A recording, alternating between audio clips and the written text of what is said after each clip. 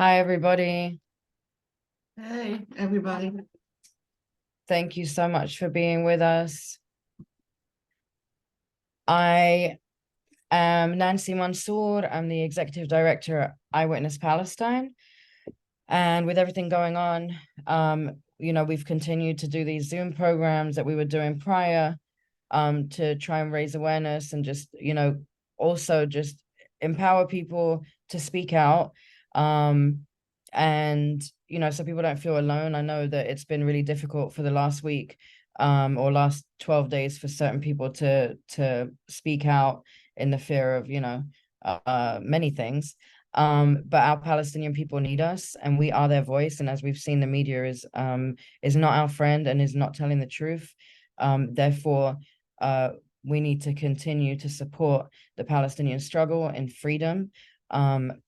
I want to kick it off because I know she does not have much time. There are Palestinians that are going to be coming in, and when they do, I'm going to prioritize them and have them speak. We also do have Steve Sosaby from PCRF with us, and all the money that we raise on this Zoom will be sent to PCRF for their efforts on the ground in Palestine. I'm going to kick it off right before Steve with our sister who is from Gaza in the US currently. She's only been here for a very short time, Asma. So Asma, I'm going to let you take over, and I just got to send you that. And just give them a little rundown on what's been going on and what the Palestinian people are asking for. Thank you, Nancy. Hi, everyone, and thank you for amplifying and supporting Palestinians in Gaza. And we need more. We need more of these efforts. Unfortunately, this is like only starting. It will continue considering what we are seeing. Um, I just wanna send and share with you a message that my sister has sent me yesterday. My sister, who has never spoke of her fears, yesterday she sent me two messages asking me when is the ceasefire, as if by being in the US I have some inside information and I can lie to her and tell her that the ceasefire is coming very soon. And she told me that every day she believes that a ceasefire is going to happen the next day and woke up to see that no ceasefire is happening. And and she kept asking me when is the ceasefire, and I didn't know what to tell her. I didn't know what to say, and I told her that maybe death is more merciful than experiencing what we are seeing every single day and every single time. This is not the first time this aggression is happening. This is the seventh time that this aggression is happening. The brutality of what's happening is something that we have never experienced before. And we don't need another Al-Ahli Hospital massacre for us to hit the street and do something. We have to act before it's too late. The news are talking about ground invasion. We know in 2014 what ground invasion is. So people are demanding ceasefire right now. We will talk about liberation. We will keep demanding for liberation. But that's not the ask of Palestinians who are currently in Gaza being massacred and murdered and annihilated. So please, I don't know what we need to do more, just to get people to demand a ceasefire, to do everything in their hand, everything possible, and even everything that is not possible, that has not even been tried before, to make this stop. And I would call on everyone, a foreigner who has a passport, to go to Gaza the moment they open the border. Please, Israel will not bomb hospitals if you are there, but it will definitely bomb it if we are there. That's all what I have to say. It's ceasefire. We will talk about liberation. We will talk about all anti-colonial imperialism projects, but that's not the priority right now. Thank you, Nancy. حبيبتي الله يحمينا حبيبة قلبي. Thank you, Asma. I'm going to invite Steve Sosaby from PCRF, who has done really, really great work on the ground in Palestine. Just to introduce who PCRF is, a Palestinian Children's Relief Fund. He's going to tell you more, but this is where we are raising money for. And so you can still go into the Zephy link, which we will post in the chat in just a moment, and keep donating if you're able. So Steve, please take over.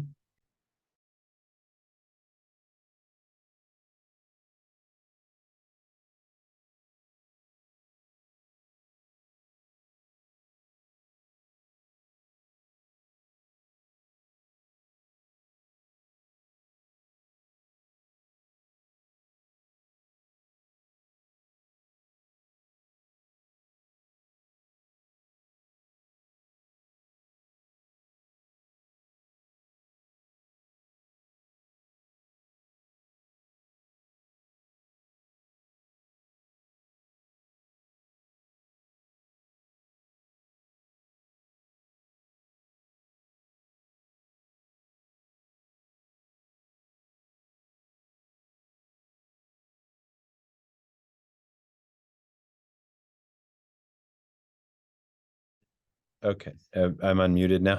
Okay, I was trying to unmute, so apologize for that.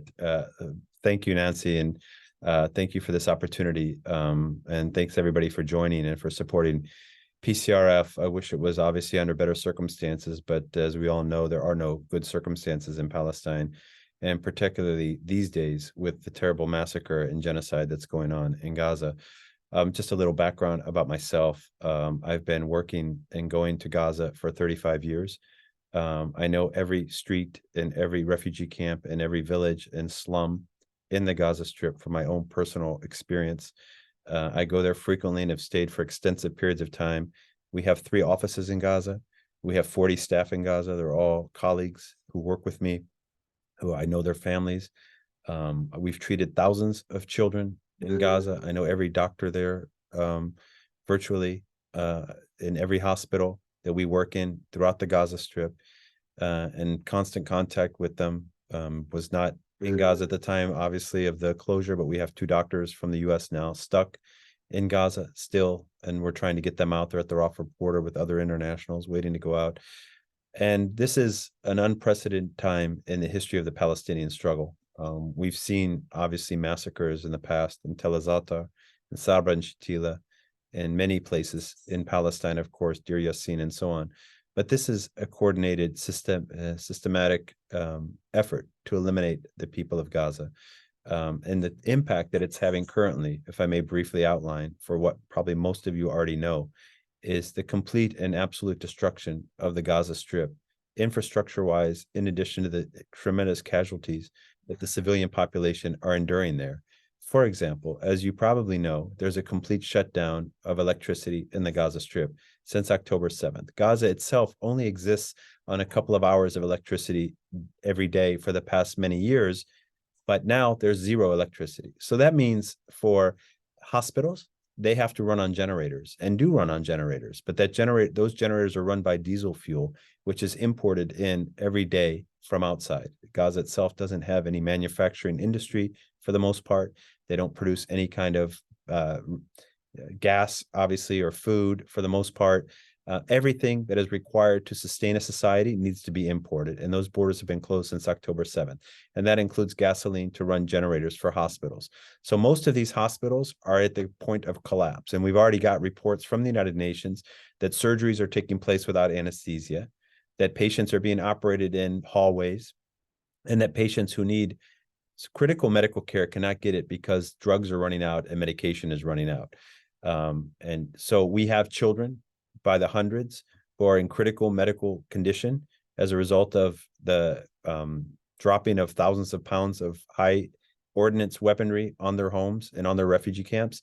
That if the hospitals run out of diesel fuel in the next few days because of the closure, that these ventilators, which are keeping these children alive in the intensive care units, and the hospitals that require power to run anesthesia machines, and so on, are going to shut down, and these people are it's just going to be another Al-Ahli Hospital all over again, but in an individual basis, one by one. In addition to that, not only the electrical issue, but the fact that there's human sewage now throughout the streets of Gaza, because the 5 wastewater plants that Gaza has are non-operational and have not been operational for several days due to damage and due to the lack of fuel. You can imagine that 1 million Gazans have been displaced since October 7th, particularly following the Israeli threatening demand that the population in the northern part of the Gaza Strip, the 1.1 million people who live in Beit Hanun and Beit Lahia and Ramal and Zaytun and Sabra and Shujaiya and Nasser and all of the areas of Gaza City and others have been asked to and forced to move south if they're able to, and many of them have, and some of them have not, because they cannot. They have no place to go. They would rather die in their own homes than die living in an open field. But the point about the sewage is that it's creating a new humanitarian catastrophe, because people are living in and around human waste, and the impact that this having as a public health catastrophe cannot be overstated. In addition to that, food insecurity in Gaza, because all food in Gaza has to be imported, is at an extreme level. The World Food Federation or Association or whatever they're called is not program, excuse me, WFP. I apologize for that. The World Food Program has said today that they have less than 2 weeks emergency supplies left in their warehouses in Gaza, and those warehouses are in the north. So having access for their trucks to go and get that food and distribute it to the refugees in the southern part of Gaza, where the majority of people are now residing, is extremely dangerous because of the ongoing bombing, and extremely difficult because transportation for their trucks requires gasoline and fuel, which is not being brought into the Gaza Strip. In addition, we've seen a complete lack of medication. There has been no medication coming in. We've built and opened and run the only pediatric cancer department in Gaza. We opened it in 2019. And those children in that department are not getting adequate medical care, chemotherapy, drugs, and other treatment because those drugs are running out. This is true for patients throughout the Gaza Strip who require dialysis or require some form of consistent medication that is not related to trauma or war, but is just as important for them to survive. We've seen and heard from doctors, friends of mine, people I worked with for many years in Palestinian hospitals, saying clearly that they're running out of basic necessities to provide treatment for their patients. External fixators is one request that I got from a doctor today, because he has so many compound fractures and bone injuries, and to reset those bones so people do not have long-term deformities, he no longer has external fixators. This is one thing. It's a small thing, perhaps, in the greater scheme of what we're talking about. But when you add all of these things together, it is, as I mentioned earlier, a complete and absolute humanitarian catastrophe. Yesterday and the day before, I had the great misfortune of going to Washington, D.C. and meeting with senators and congressmen, representatives, to try to push for them to put pressure on the State Department and the American administration and the American government to open a humanitarian corridor from Egypt to enable basic, essential humanitarian aid to come into the Gaza Strip, such as food, such as water, such as clothing, such as shelter, such as medication, such as medical supplies, such as fuel, the basic necessities. So these 2.2 million Palestinians do not further die needlessly from the lack of the basic necessities that all of us take for granted. And unfortunately, I did not find the majority of the people in the offices that I met with showing the level of interest or priority for putting pressure on our government to allow the import of these basic necessities for a population which we all know is comprised of nearly 50% children.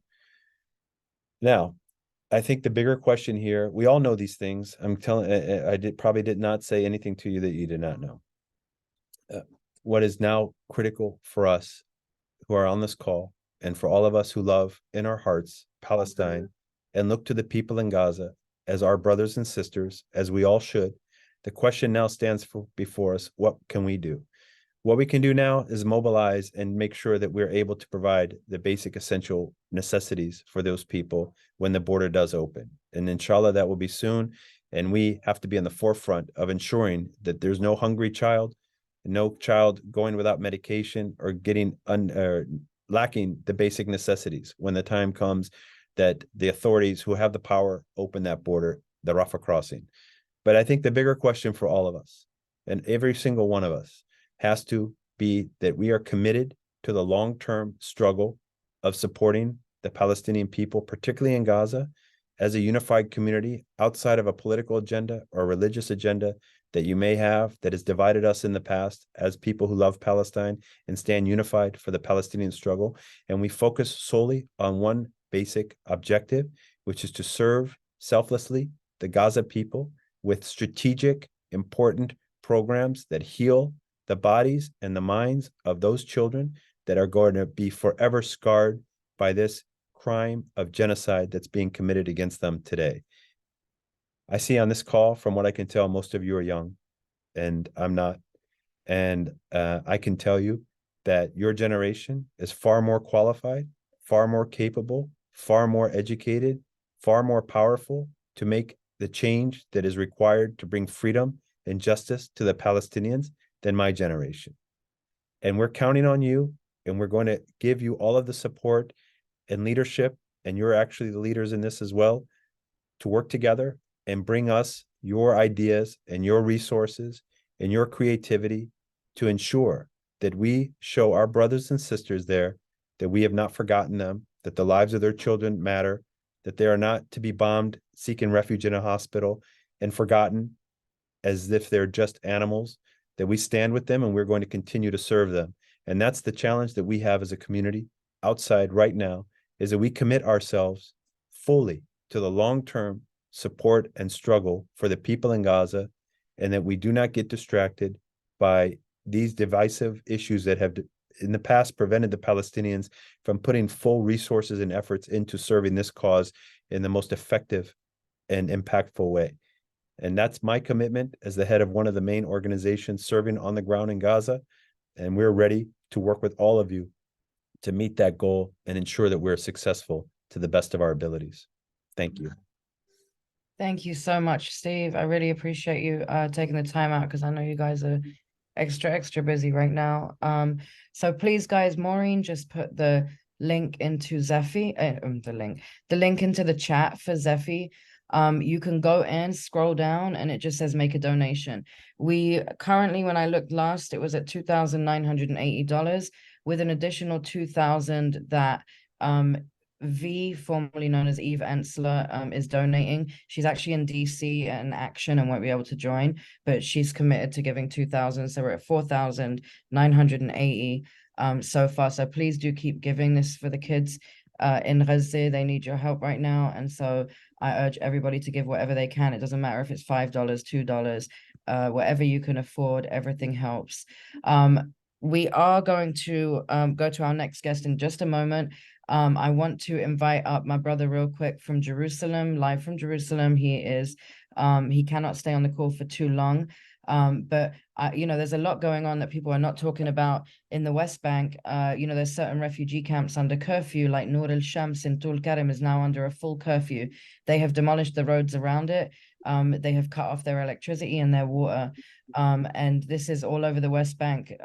Folks are being attacked. There's over 74 Palestinians that have died in the West Bank in the last 12 days. So please, keep giving, keep paying attention, and keep sharing the stories. It's not, Gaza is there is a genocide happening in Gaza, but Gaza is part of Palestine. We're not separate, and that's something else that people wanted us to lift up, is that we are one. There is Gaza, the West Bank, and 48, and we are one. We are all Palestinians. All of it is Palestine. And so please just keep your eyes and ears open and keep sharing the stories from all over Palestine. Ahid, tfaddal habibi. Thank you, Nancy. Thank you, everyone, for being here. Thank you for your solidarity and being with us. My name is Ahid Himan. I'm a Palestinian visual artist based in Jerusalem. Of course, after the genocide that it's happening and it's still ongoing in Gaza, as Nancy was saying, there is no room for the other news. there is a brutal attack in the on the West Bank and Gaza and Jerusalem on daily basis. They're killing people in the streets, on the checkpoints. They're being very aggressive and taking the opportunity that they are facing the Palestinian face to face here, and they know that all the eyes it's going to Gaza. I think it's very important, especially for the people and the international community, especially in the US after Biden visit yesterday. And he shocked every single one of us from how his solidarity with Israel using the fake news. The fake news, it's everywhere. Even they're showing the photos of the children from Gaza as if they are an Israelis. And this, of course, it's spreaded all over the US and everyone looking at this news. So I think it's one of our duties just to share the real news using our platforms that exist from our social media pages and from the Palestinian news. Couple of hours ago, the Israelis, they submitted a law called the Law of Freedom of Expression. And it was very shocking. That means that every Palestinian living under the Israeli government or Israeli control will share or like or write any comment to do any solidarity or to ask for any help for the Gazan people, they will be in jail. And it's insane, and we couldn't believe that it will reach there. So this is one of the most recent news that we have got. The genocide, it's ongoing everywhere, West Bank, Gaza, and Jerusalem. Thank you for being here, and thank you for your help and just being with us at this crucial moment. Thank you so much. Thank you, Ahid. I appreciate you, brother. Allah yahmiko, and I really appreciate you taking the time out. I know it's difficult, and I know that many Palestinians are tired of like trying to talk and like prove why they have a right to exist or a right to live. And you know, because they've been speaking for 75 years, screaming for 75 years. But thank you, brother. I appreciate you. Next up, I'm going to invite a sister who traveled with me to Palestine, and whose partner traveled with me to Gaza in 2009. And they both traveled with us in 2016. And she has been very vocal, extremely vocal, and made made some really amazing, informative videos. You may know her from the Empire Files. I want to invite my sister, Abby Martin. Thank you so much, Nancy, and thank you. It's really heartening to see so many people standing up and joining this live stream and talking about the reality of what's happening, because let's be clear, this is reality. I'm sick of being gaslit by our media. They've made us feel schizophrenic. I mean, looking back at the Gaza flotilla raid, you know, God knows how many years ago, and that's what woke me up to the mainstream media complicity in this slow motion genocide that we've been witnessing for decades. And to see it just happening over and over again because of these media stenographers that are so willing to acquiesce to the empire and to its colonial state, whatever lies they perpetrate to absolve themselves from genocide, they are all accomplices in what is happening today. We are taking names and we will not forget. And to see the lessons from the Iraq War go completely unrecognized, unlearned, that we're just having to beg people to look at reality and learn what reality is. It is absolutely sick what Israel does. And this hospital bombing, I mean, it's the largest, deadliest attack on Palestinians ever. And the audacity of the Western world to fall over itself, to whitewash and absolve Israel of this atrocity, How dare they, these sick, sick puppets. It makes me so angry. And then I have anxiety and guilt about feeling this way, thinking, what are people in Palestine feeling? How could I, as a privileged white woman in America, be I mean, there's so many emotions right now, and it's so hard to parse through what is going on and to just like take stock of the horrors that we're witnessing, and then to be gaslit on top of that by the world telling us, no, Palestinians are blowing themselves up. No, they blew up their hospital. No, they decapitated infants. I mean, it's just absolute genocidal madness what is going on. And to see the leader of the so-called civilized world go and meet with this genocidal maniac who is slaughtering children gleefully and posting about it, and to shake hands with them on a tarmac and pledge an unprecedented aid package to Israel. I cannot wrap my mind around what is going on. The world is truly broken and humanity is broken. If we do not stand up en masse, this is the moment. We need a tipping point. We need to do everything we can to stop this. It is absolutely devastating to see the world sit back, justify genocide, blame the victims for their own massacres. And it is going on and on and on. I have contacts on the ground in Gaza, as I'm sure all of you do, and some of you are in Gaza yourselves, and you know that even since the hospital bombing happened, twice as many casualties just since that attack as died in the hospital bombing. It is ongoing, it is relentless, and it's up to us. It's up to us. We are the ones sitting, people who are Americans, the privilege of being empire babies, we're sitting in this country allowing this to happen with our tax dollars, with the support of our government. And it is up to us to put our bodies in the gears. We have to put our bodies on the lines. These heroic Jewish American activists that went and did a sit-in in Congress, this is what all of us need to do. I know that everyone listening to this live stream cares, and you're doing everything you can. And that's why the money that we pledge today, we need to do everything that we can. If you have the financial ability, please give it, because these people need it more than anyone on earth right now. We need to give what we can. We need to do what we can. We need to fight the Hasbro machine, because Israeli operatives are working 24/7 in mass at war rooms all around the world to try to correct the record and to revise history real time. And it's up to us to do mass education, to speak the truth and reality, and share Palestinian stories on the ground, and share what is really happening. And I'm just so angry. I don't even know what else to say, Nancy. I just want to be useful. I want to do whatever I can. I want to use my voice and scream at the top of my lungs wherever I go that this is happening, that it's up to us to change it, to stop it. And history will look back in horror at the barbarism perpetrated by the Zionist state and think, how did we let this happen? How did we let this fascist state carry out a genocide while the world sat back and applauded and gave them money and lied for them? How did we do it? Well, let's just wake up right now. We don't need to wait 50 years to look back at history books. We're watching it unfold right now, and it's up to us to speak that truth louder than ever. As a brother said earlier, it's not time for political factions, for squabbling, for infighting. Now's the time as a united front. We must be a united front to defeat this, to bring down the empire, its colonial state, and to bring justice and freedom, finally, for the Palestinian people. Thank you so much. Please donate, please speak out, and do whatever you can. Right now is the moment. We can't let this moment slip by.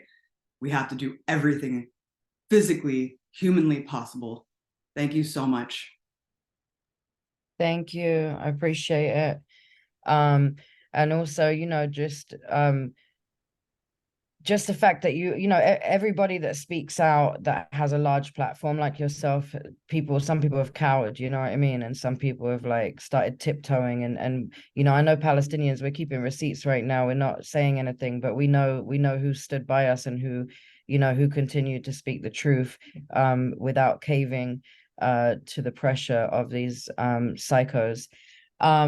I want to invite up a brother who also traveled with me to Palestine last year. Amazing artist and advocate for Palestine, Stali. Peace, everyone. Thank you, Nancy. Thank you, everybody who's on the panel in solidarity. I just wanted to speak and just say that first of all, we don't condone any genocide or any war crimes. I definitely stand with the Palestinian people. To second Abby, one thing is just how the Western media and just how everybody tried to paint the picture of Palestine and the Palestinian people. And when I got the chance to go over there with Nancy, if I feared anybody, it was the Israeli military, or what they might do. So it's just crazy to me how they try to twist and turn with the media and just paint the picture. But I just want everybody to make sure that they're on the right side of history. They're doing their due diligence as far as educating themselves and learning as much as possible before speaking. I myself also am taking notes and seeing, artists and celebrities and entertainers who are standing on the wrong side and, stating claims and speaking on things that they don't have any idea of. And it's just heartbreaking to see what's going on and to be able to have been there on ground and meet so many people, and just hear so many stories and just hear the history of what's been going on there for decades long, and just to see this happening and unfolding now in front of everybody's faces, and we all are just heartbroken, and so many people are turning a blind eye to it, and it's just sickening. So yeah, that's all I can really say. I'm very emotional about it. It gives me crazy anxiety every time I think about it. And when I speak, I'm speaking carefully because I don't want to just say things in a hateful way towards anyone or anything, even though, it's raging inside of me. But I just love the Palestinian people. I love Palestine itself. I love everything about it. The welcoming that I got from everybody, from every part, it's just a beautiful place.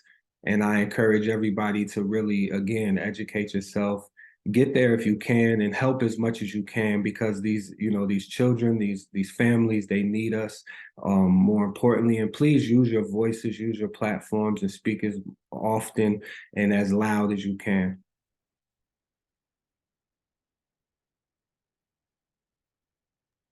Thank you so much, bro. I appreciate you. And just, thank you for always supporting and being ready to speak out whenever we call on you. I appreciate it, bro. Thank you. No, I'm gonna invite up another brother that traveled with me to Gaza, actually, on a 200-person convoy in 2009, where he witnessed the devastating aftermath of what they called Operation Cast Lead. They have these funky names for the killing sprees that they go on in Gaza. I want to bring up, and he also traveled to the West Bank and 48 with me in 2010. Matulu M1 of the hip hop group Deb Prez.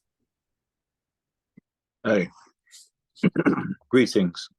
And Nancy, I just want to thank you for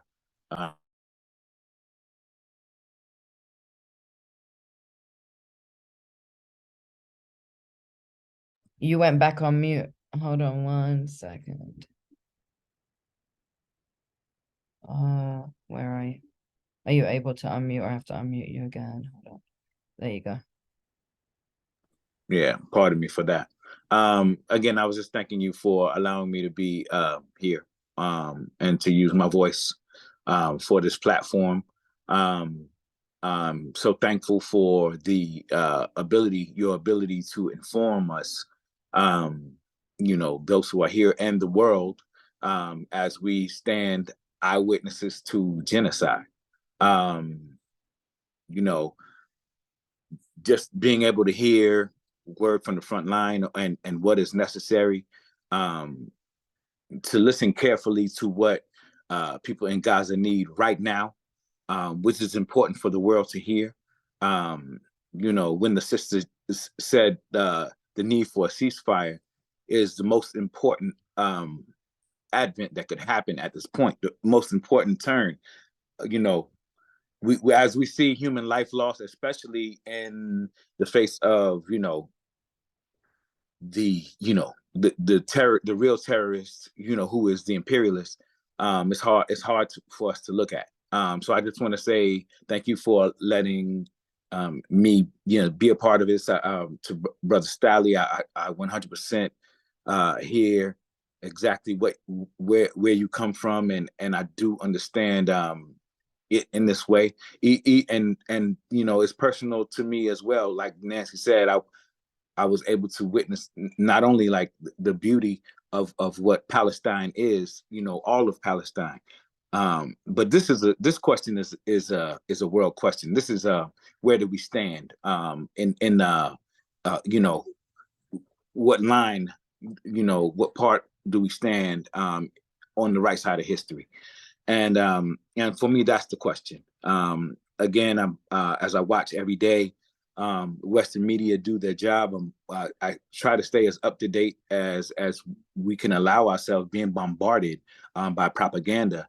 And I just, you know, implore us to stay tuned to what's really happening on the ground. I like to keep my ears to those who know best and inform people around us how to move really strategically. I'm thankful for the ability to plug into, you know, what is really going to be impactful here for the people who we not only love the most, but know that this genocide, what it really means, like what does this establish, you know, and how do we be the best fighters against injustice? So I'm here for that. And I just want to pledge solidarity from, you know, from the same roots of that come from, you know, my ancestors and our movement on the ground. When we talk about, you know, Black liberation, and talk about you know, solidarity, real solidarity, and you know, just looking at it from that perspective. So I just want to be here and stand with my people and stand with Palestine, and yeah. Thank you. Before you go, bro, I wanna ask you just one thing, because you went to Gaza, and Western media has, I mean, literally on Fox News, although we know they're trash, I mean, they're like the trashiest of trash, but the point is they reach millions of Americans. And one of the ignorant reporters said, all Palestinians are Hamas. And regardless of whether people support that government or that political faction of Palestine, which is, you know, predominantly in Gaza, I meant Hamas is in Gaza, because, you know, when they talk about Hamas, look what they're doing all over Palestine, and there's not really Hamas in the West Bank or 48, but they're still oppressing them. So what's their excuse there, right? What I just want you to touch on really quickly before you go is, when you went to Gaza, whether it was government, you know, these scary guys that they're talking about, or the people, or the brother that hosted us in his house, our brother Ayman, whose father was murdered on his birthday. It was Ayman's birthday, January 16th, 2009. They bombed their house and killed his father, his father was Fatah, not Hamas. His father with the people that run the Palestinian Authority, that run the West Bank. They don't really run anything, but I just want you to touch on how you were greeted in Gaza by the people of Gaza, no matter whether they were, you know, kids, women, men, or government officials. I mean, one, I just can't speak to, you know, the gentle, you know, humility. Definitely, you know, being hosted by Ayman, and having gone, you know, to his building, you know, that had, you know, you could literally see where the rocket entered his house, but we were able to talk about it from, you know, in the most humble terms. It's hard for me to even not understand that rage wasn't still burning in him, just because it's so personal, and is for me to think it, you know, what if that was, you know, my family, my parents who were standing in that house, or who that was intended for. standing with you the same at the school in Gaza where that had been bombed, from the center, leaving a huge crater. You could see every floor through each classroom, how like the bomb stood for like the ill will to stop life. You saw classrooms that were in motion, literally standing still, and it looked like the intention of death from Israel's side. I just gotta say, what we were able to do, Nancy, who is such a graceful leader in that moment, were able to go to be in Gaza and see Hamas, who we were able to see their soldiers there and that presence. But I was also able to see the people around, kind of this guided thing that happened as we went to hospitals and that. So what I want to speak to is there's clearly many perspectives in Gaza. There's this open and welcome, loving arms. I mean, one of the most beautiful places that you would ever want to see, in a paradise, even in a genocidal setting. But more than that, I felt the love, but I felt the need for us to really be critical about how we move. And so, I'm so thankful for that. Like Sally said, I could have never dreamed it from the outside, and for me, it's strategic, to be able to talk to organizers and, people who dream of the future, visionaries, and about what I'm able to impart in order for us to move the right way, to give that to our leaders and our elders and on this side, and be again in the most solidarity as we can be. So it was strategic for me in that way, and I'm thankful for that lesson. You didn't have to be there in order to gain what it needed, but for someone who's a revolutionary, I needed it to be able to report back, which is what I did from Gaza to the ghetto, and and that's real. So thank you for that, and we are here to be a part of this move forward, and listen closely about what are the objectives and how can we play the part in guiding our resources towards bolstering Palestine at this time. That's what we need. Thank you, bro. Thank you. I appreciate you so much. Thank you. Thank you. I want to invite up also a sister who has been to Palestine, and I was blessed enough for our delegations to overlap. And she's been she's been supportive, she's been outspoken, she has been beautiful and graceful in her support, and there's so much I could say about you, bro, but I want to invite up my sister, and I'm honored to call her my sister. She is an absolutely beautiful, humble person, and not all artists are, but the beautiful poet and activist, Aja Monet. Hello, what's up, everybody? So there's a few points I wanted to make. I just want to say thank you for having me, Nancy. And I know that we're all grappling with the horror that is, I think, just going to be stamped in our brains for a very long time. If not, it's an inevitable, imminent thing that we all will have to grapple with in many ways. So immediately right now, we know that in the struggle for liberation, there are phases. And I think that as Black people, as brown people, as indigenous, oppressed people, and those who are in solidarity with us, we have to recognize what phase we are currently in and where the state of Israel has placed our movement, which is often in direct action, immediate response to hostility and terror. And so one of the things I wanted to speak about was the importance of solidarity in our movements and why we do solidarity. Because I think that I've also heard conversations that have been troubling with folks on the West around sort of this conversation of hierarchy around oppressions, around the things that we're all struggling with, because we are people who are constantly fighting back or resisting or responding to oppression. And so Palestine concerns us because Palestine is one of the most critical litmus tests of our humanity. It is a place that I think we can all attest to the struggle and the oppression that's happening there. But when I was in Palestine, the thing that I think I'll speak to, Nancy, is that we're talking about people. You know, we're not talking about just numbers or statistics or folks on a screen. We're talking about stories, realities, experiences, loved ones, dreams, mothers, grandmothers, aunties, uncles. And in these moments, we can get caught up in our shared struggle, oppression, frustration, anger, but we also have shared joys. We have shared dreams. We have shared aspirations. We have a shared vision and imagination towards something else, towards another world, another way of existing and coexisting with one another.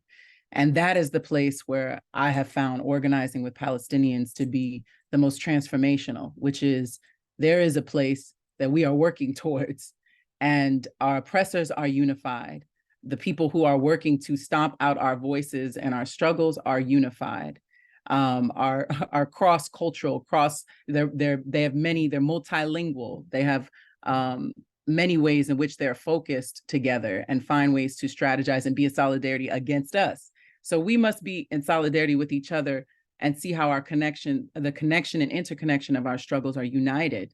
That colonialism anywhere, right, affects all of us. That what's happening in Palestine is directly connected to what's happening on our streets here on our shores in, you know, in Ferguson or in Minneapolis. That how we must expand, that there's enough room in our hearts and our minds to expand our vision for freedom to include our Palestinian brothers and sisters, right? That it is imperative that we must, because if we win, whatever we think winning looks like, who is there with us? Who do we see with us when we win? Who is alongside us? And then once we win the thing we think we're going to win, what does winning look like? And will we be winning and then having to find another fight, a struggle to fight once we get there, right? What are the things that we believe we're winning, and what do we hope to do? The last thing I'll say is, I'm going to end with a poem, but the last thing I'll say is, one of the biggest, there are many things that I got out of going to Palestine and organizing delegations with artists, et cetera. But one of the things that terrified me when I came home was that if we are not careful, us Black, Brown, Indigenous folks on the States, if we are not careful to really recognize the emotional trauma and triggers of what oppression and colonialism does to a human being, to a spirit, to a person, to a heart, to a mind, we will replicate it. It's just fact. It's just the way that it works. It's how humans work. If we do not become aware and cognizant of how we can absorb trauma and pain, we will replicate it. We will re-harm or recreate the harm in many ways, shapes, or forms. So it is imperative, it's a must that when we are angered, when we are frustrated, when we see these things and we feel outrage, that we acknowledge where that anger and that frustration and that pain is coming from, and that is not ours to own, that is not ours to absorb and to take, but to name it and to acknowledge what colonialism can do to a spirit, what oppression and genocide and apartheid existence can do to a human, that they become so colored, so consumed by their own narrative and their own oppression, that they can establish and create systems and replicate those very same behaviors. And so I beg of us, to my Black, Brown, Indigenous brothers and sisters in the States and the West, that we name what it is that colonialism does to a spirit, and we do everything in our power to not recreate that very energy, that entity. And I'll end with a piece that I think I shared and I wrote because I was in deep frustration and pain about a lack of, while I'll say this, there was a time we could not say Palestine in media. And I want to just, because I know that people are in despair, a place of despair. These moments can get us to sometimes forget how far our movements have come and how far our movements still have to go, right? And so people have been organizing and struggling and fighting for us to come together around this moment. And so I am excited. I am really inspired by seeing way more people than I ever thought I would see speaking out and really showing up. But there's still so many more that need to feel implicated and understand their role and their connection to what's happening in Palestine. So if in fact you find yourself struggling with your comrades to get them mobilized around what is happening, I think it behooves all of us in this moment to connect what is happening here on our shores to what is happening in Palestine. And we have to have compassion for the fact that people just don't know. Okay, so that's really important, is how can we inform and provide resources and education to folks. And then we get angry. So this poem is for those of us who felt very angry by the silence that we have exhibited and witnessed across this moment. Your silence is so loud. A rocket launching in the sky, your silence, a flag, your flag, a body bag, an ambulance wailing through a crowded street of debris. An emergency room with no electricity, your silence is savage. A stomach growling at the rib cage, your silence is empty-full, starving the mouths of elders. We all can see it. It is deafening. Your silence has fingernails. They are bloody. A wound growing limbs, our skin is crawling with your silence. It claws the spirit and torments the ears. In Gaza, your silence shivers the buildings. The children's eyes yell, frantic fathers carry lifeless bodies close to their chests. The mothers are all fainting, forehead to palm. Your silence is detonating hearts. Your silence is a prison cell. The steel bars, the dungeons, the whip, the chain, the handcuffs, the bullets, the bombs, the daggers, the tormented grin of graves. Your silence haunts the dead. If ever we survive the war of your silence, we may never be able to hear again. And still we can see through your silence. Your silence is a slow death, gnawing you from the inside, piece by piece. Thank you so much for listening. Thank you, Nancy, for having me. Thank you. My father-in-law is in the background. He said that's so beautiful. I would love to translate it to Spanish. He wants to translate it to Spanish. There you go. We're gonna make that happen. Thank you, sis. We have a sister with us I'm going to bring up in just one moment, but like I said, I did want to prioritize Palestinians as they came in. I want to invite my brother, who is a Palestinian living here from Silwad, not to be confused with Silwan. Silwad is in the West Bank. And actually, I know Abby's left, but in 2016, during the delegation that she was on with me, one of his cousins was killed, who was a farmer with kids, and the army, was screaming at him to stop farming, get off the land. And he said, I work in my land, and they ended up shooting and killing him. And we actually went to his funeral in Silwad. And I know Rami's family is there. He is also, so Rami came on that trip because, he didn't get he wasn't able to go home until he got an American passport. Which was in the 2000s, I believe. And, when we go home, when we go back to Palestine, it's usually where we're from, like the village we're from or the city we're from, and we just stay with family. And he wanted to come and see the whole land from north to south. And so he joined that delegation in 2015. And so I'm going to ask him to come up. He is also just, plug the Muay Thai champion of the world. Rami Ibrahim. Assalamu alaikum, peace and blessings to everybody. I'm trying to show my camera, but it's not showing it. I don't know why. So my sister Nancy, first of all, I love you. I always used to tell you how much you mean to me. You're like the sister that I never had. I've been here since 1990. I was only 8 years old when I came here.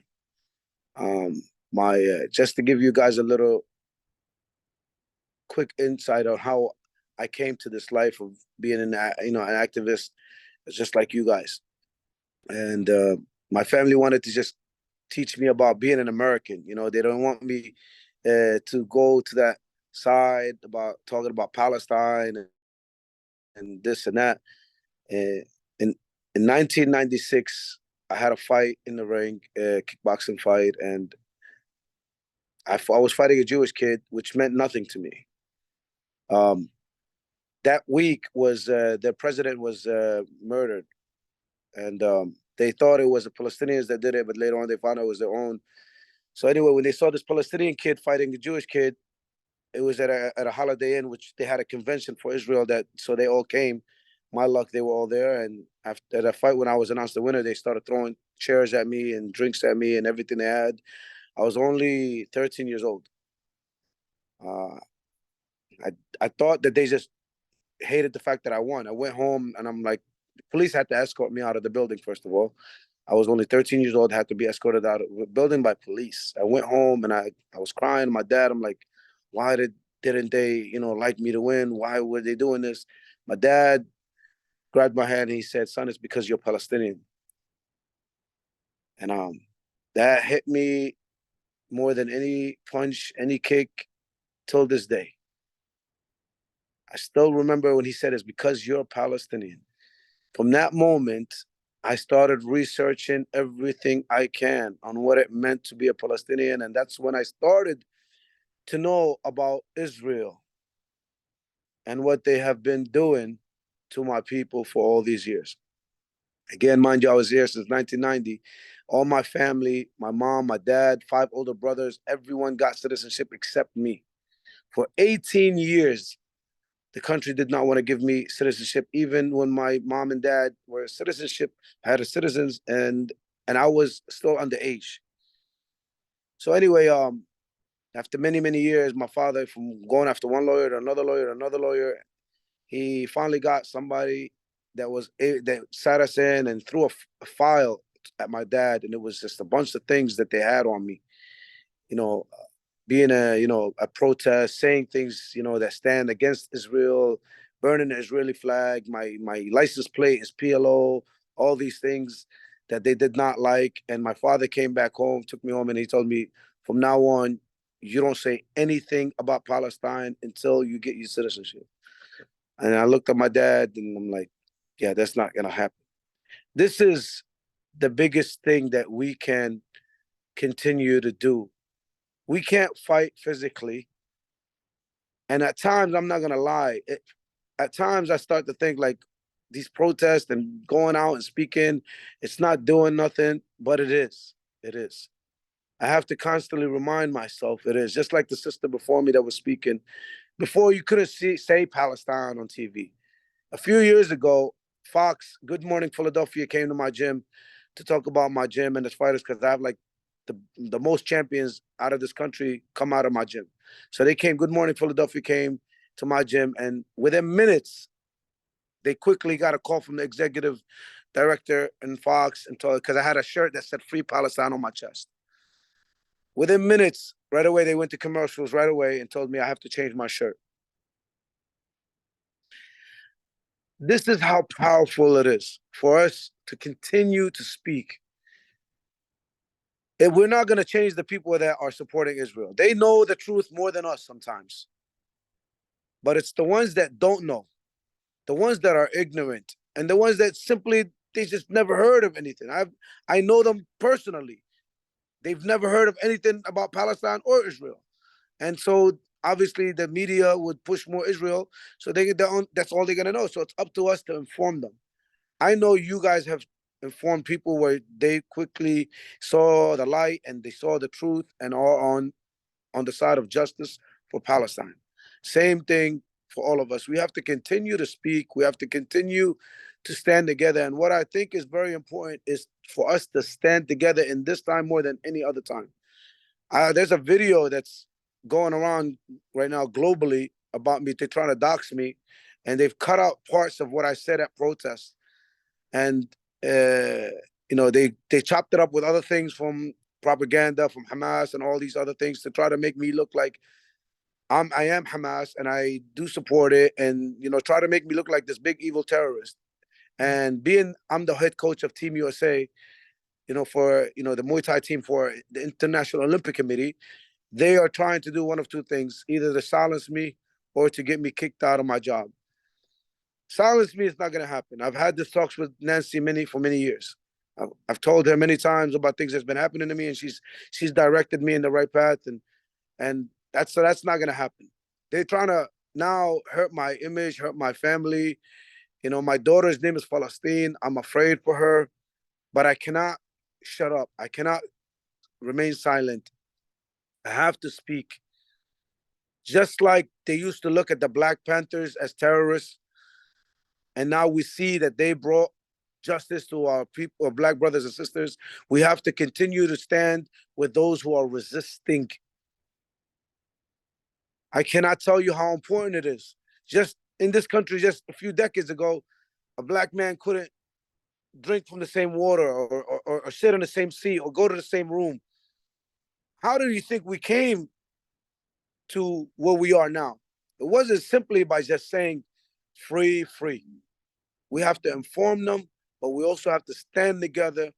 We have to stand together until we get justice, you know, but not just for Palestinian people. I'm talking about all of us. Because when we fight this fight together, until we fight this fight together, this injustice is going to continue to happen. I can't be like, oh, he's Hispanic. That's not my fight. Oh, he's Black. That's not my fight.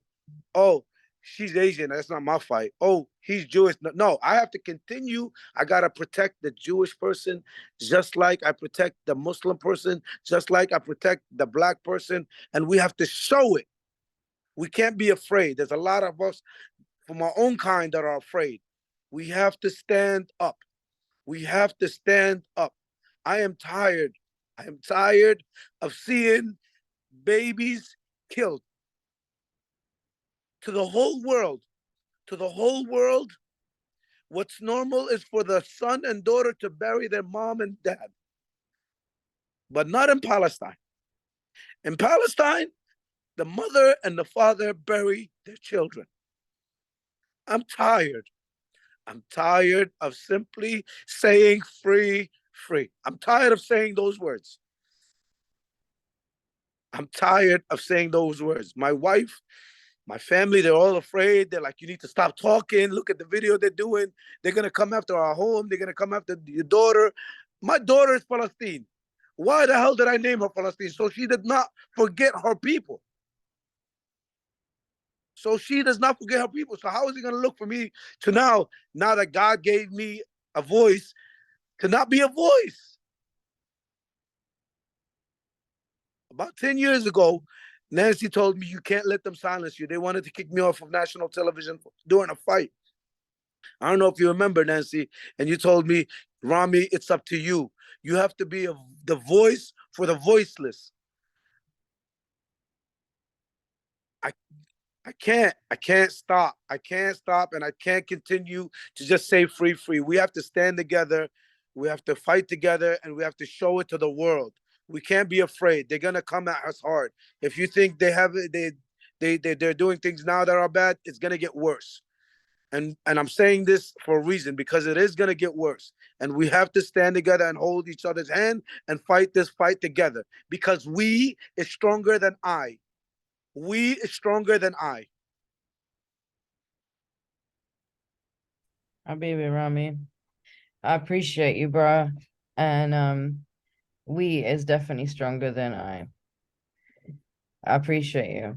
And keep speaking out. And you know, like it is, we are the voice of the voiceless. And we will continue to be. Allah yahmiko. To all of us. Habibi. I want to invite a sister up. She is our Puerto Rican Afro-Boricua fire. I'm sure many of you know who she is, and for those that don't, I am inviting up my sister, Rosa Clemente.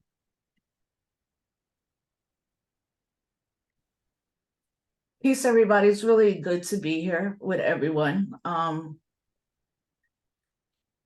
Yeah, I'm usually a crier, like all the time, but I haven't cried until last night.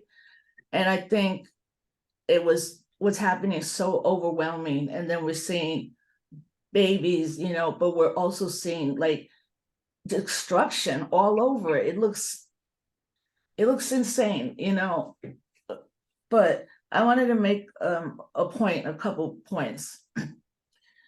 We have to understand that we don't like Western, countries are not supporting, but Africans countries, the Caribbean, Latin American is, right? Brazil, Ecuador, Colombia, Puerto Rico, there's marches happening all over the world. So I wanted to bring up that point because we often just think about Western media and what's happening in the West, but we don't focus on what is happening and those connections, the Black transnational connections, right? And I think part of the work now is how do we operate operational unity? We might not all agree how to get there, but we have to have some, we have to have some operational unity that brings us together at this moment, and what I actually was on Instagram, I started seeing like a couple comments from quote Latinx folks saying, now you care about Palestine, but you don't care about children in ICE detention. And it was such a ridiculous statement that went on and on. It's like we can intersect on everything, but right now, our job is to support the Palestinian people, to stop this genocide. And another way we can support is hitting up our people that are Palestinian. This shit is traumatic. Everybody's like, what are we going to do? How do we do this work? But part of the work, if you're not a Palestinian like me, is who do we check in? Who do we support? Who do say, for this moment, let me help you with this? Because I don't think the onus has to be on Palestinians all the time, because you are being targeted, and sometimes y'all just need a down moment.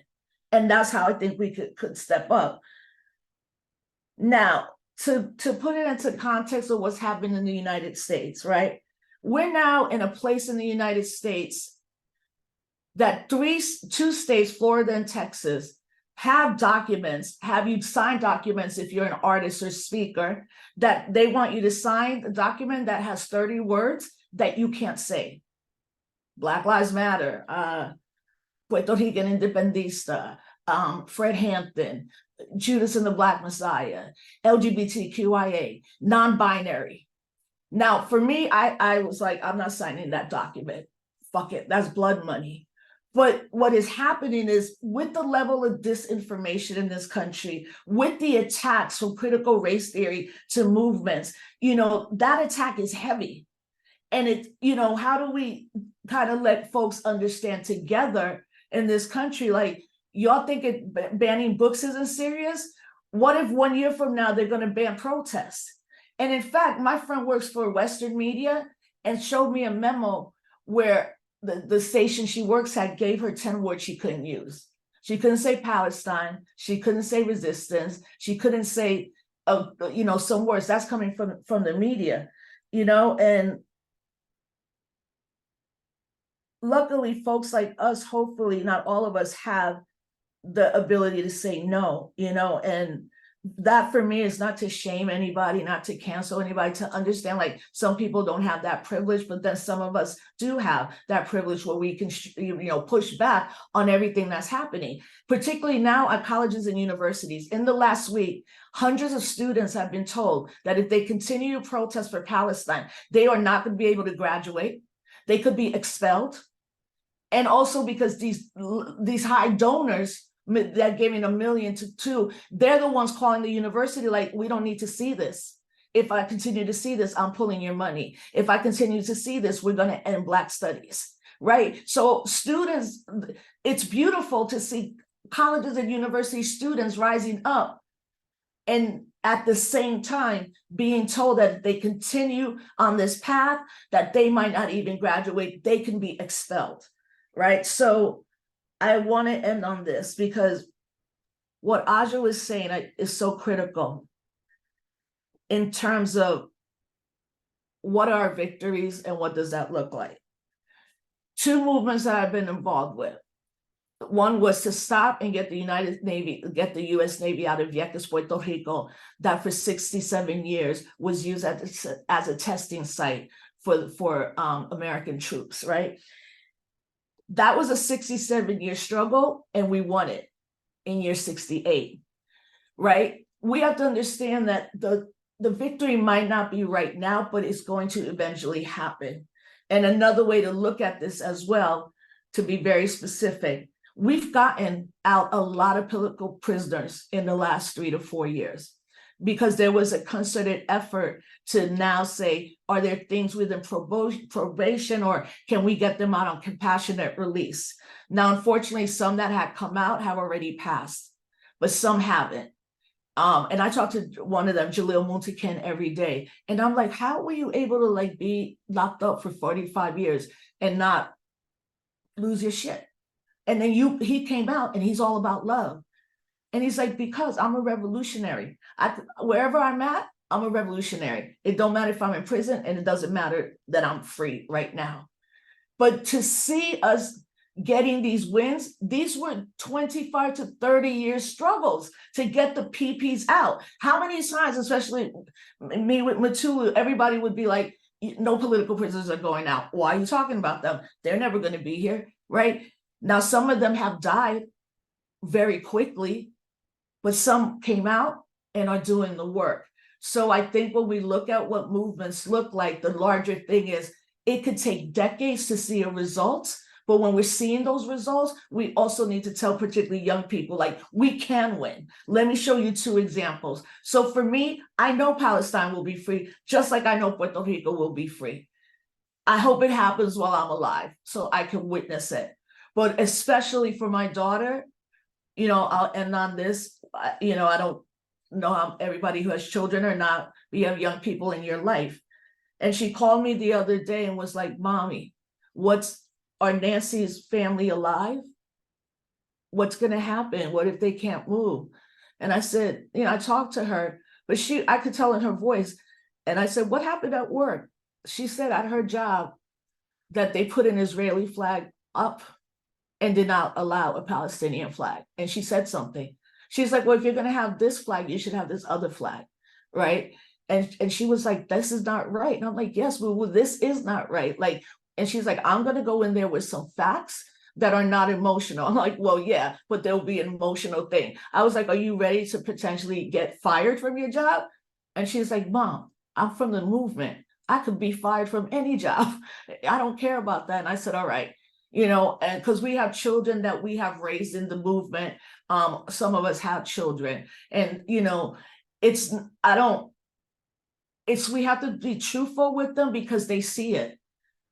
Not 30 years ago, we didn't have this type of access. We didn't see what we were all doing and how we were doing the work, but now they know it, you know. So I feel like also all these young children are so traumatized, and how we're going to be able to support for the long revolutionary struggle.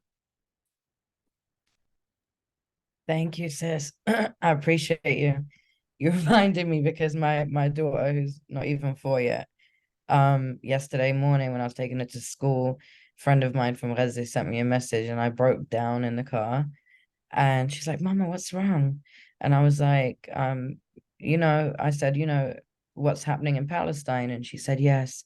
She said, Israel's evil, like Ursula from Ariel. I was like, yeah, pretty much, baby. But it's crazy, like what they understand, how they understand it, you know what I mean? And like how they, you know, but it is important to always teach them the truth. I know some people will be like, oh, that's too much. And I'm like, it's never too much, because they're going to see it. And I don't want them to go into shock when they realize like what's really happening. But if there's something they can connect to it, oh, Mama said there's a war, or like, you know, there's, you know, Israel's killing kids, like, you know, she hears me talking on the phone, she repeats things, you know what I'm saying? So, you know, it's just talking to them and trying to tell them as much as possible. Sometimes it feels like, oh, they don't understand nothing, but believe me, it's registering, and at least it will be something familiar when it does hit them about what's really happening, you know what I mean, or what has been happening. And look, Nancy, real quick, right, just real quick, they can be exposed to it, and we as parents, because also they have heard the stories of a Tamir Rice, of a Trayvon Martin. You know, they've seen Black Lives Matter, they've seen Dream Defenders, but they've seen, you know, that. And we don't have the privilege not to tell our young people the truth. We don't have the privilege to not racially socialize in it, because we have 5, 7, and 12-year-olds that are murdered by the police. Pretty much. I do have one more Palestinian sister I'm going to invite up in a moment. She is in the Bay Area, and I've been honored to work with her for years, and also call her a friend. And many people know her from the Palestinian youth movement. I'm going to wait for her to just let me know when she's ready, just a couple minutes. And just before we go to her, I do want to say too, there's been something that I've been talking about, is about the language that we use and how important it is to be really intentional when we're talking about Palestine. The Western media is very intentional when they say, you know, 1,000 Palestinians have died, and, you know, 1,200 Israelis have been killed. You know, like they use these words. It's very intentional, saying died and killed, or murdered. And so we have to be very intentional when we're talking about Palestine, not saying a war. It is not a war. It's clearly not a war. We don't even own one tank in Palestine, so it's definitely not a war. But yet the headlines, when they're reporting in these Western media outlets, it says war on Israel, and I'm just wondering, like, which war? And the other thing too, I've been talking about this for a couple of days now, is like the use of, like, you know, saying women and children. That's their line. It's like women and children to like gain, you know, sympathy. And my thing is, yeah, I mean, women are important. You know, they're everything in this world. And the children is, you know, it's atrocious what they're doing to the children. But I don't want people to skip my father or my brother. You know what I'm saying? And I love all my Palestinians. And so I keep telling people, when we talk about this, it's Palestinians. It is women, children, and men that are being murdered. These are people's dads. These are people's sons. These are people's brothers, you know, and they matter as well. And so, you know, just being intentional in how we speak as well, like saying conflict in the and sometimes it slips out. I say it sometimes. You know, sometimes you're speaking to people, if you use terminology they can't really understand or whatever, you know. But in general, like, we do need to start changing the way that we talk, and being really clear in, you know, who is being murdered. There is all Palestinians, women, men, and children, and they all matter to us. You know, and also that this is not a war. It is clearly not a war. If it was a war, it would be a different situation. You know what I'm saying? And so, you know, I just urge people to be intentional when they talk about that. My sister Lubna, are you ready? I just sent you that unmute. And if anybody has any questions for anybody that spoke, please feel free to throw your questions in the chat, and we'll address them in just a moment as soon as Lubna's done. Hey everyone, my name is Lubna Marrad. I'm from Oakland, California, born and raised here. You know, I have been honored to know Nancy for many, many years, and I've been a part of I'm actually born and raised in the struggle. So let's just start by saying that. I come from a long line of political organizers and activists, and you know, growing up around social movements and many different political movements as well in the Bay Area, you know, it kind of gives you a purview to your own national struggle and to your own national movement. As a Palestinian, raised around, you know, Black liberation struggle and Chicano struggle and indigenous struggles, we tend to kind of take a little bit from here and there and really try to give it to the general American public of why Palestine matters, because Palestine is it's not just an issue that is based for Palestinians and Palestinians alone. It's an issue that really is a part of everybody's narrative. It's a part of everybody's national struggle. It's intertwined with people's national struggle. When Palestine is free, Black people in the United States are free. When Black people in the United States are free, Indigenous people all over the world are free. This is a common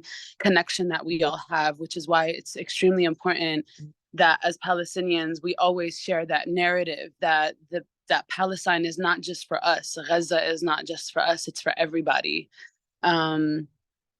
I think one of the things that I wanted to really kind of, first of all, thank you for everybody that's on this. This is a really beautiful, beautiful panel of people.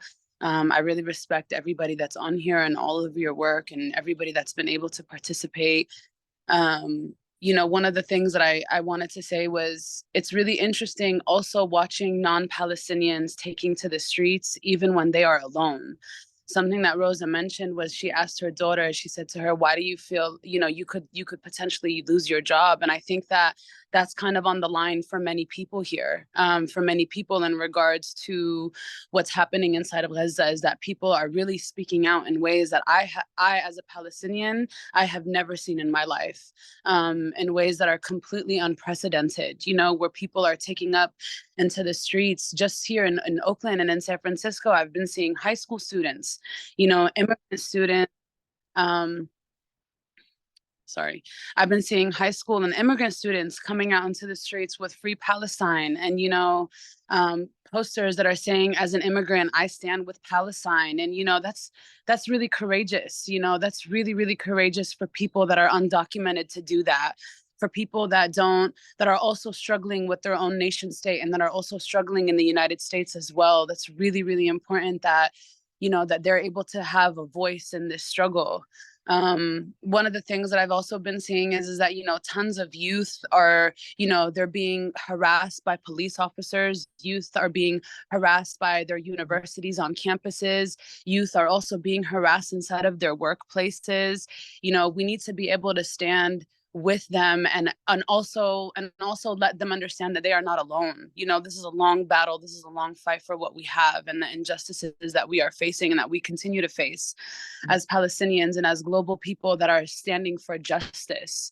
One of the things that I also wanted to mention, you know, we've been hearing a lot about how language is extremely important right now and the use of language and the use of media.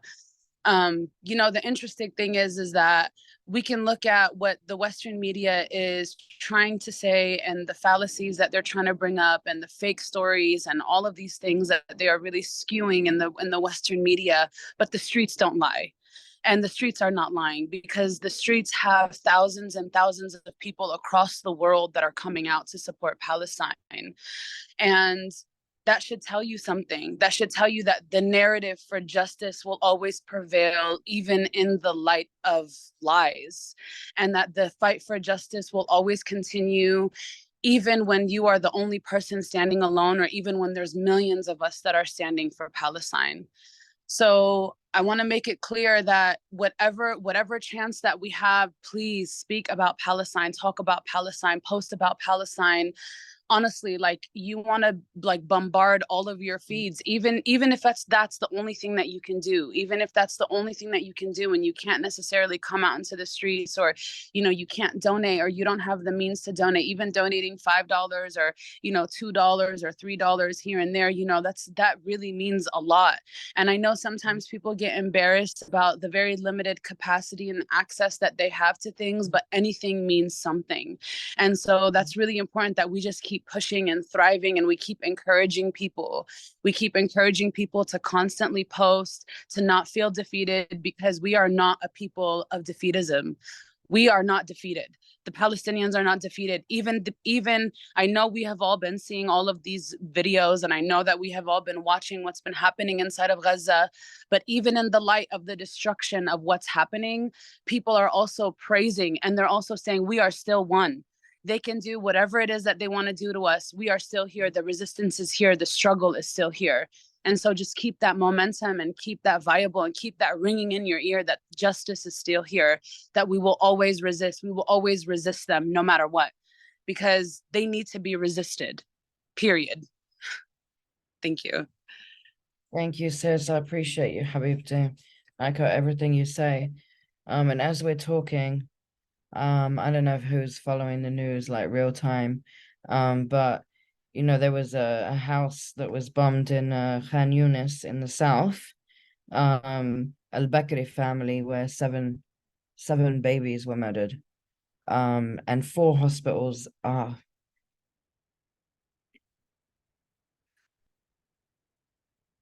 4 hospitals are out of commission as of right now. 4 hospitals that have thousands of patients. I urge everybody to keep speaking. I appreciate everybody that took part in this today. Please donate. You can go to the link, the Zephy link that we had sent out. We're almost at $5,000. And again, the money will be donated to PCRF, the Palestine Children's Relief Fund. We truly appreciate everybody that took part today. I'm just going to give one more minute if there are any questions that anybody wanted to ask anyone that spoke today. Please put it in the chat. I will actually post the link one more time for folks. It does say with entry, just if you scroll down, there's a part that you can make a donation on.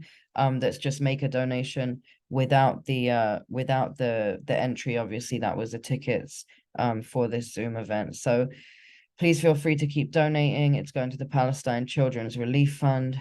I appreciate everybody that took part. I'm gonna take it there are no questions.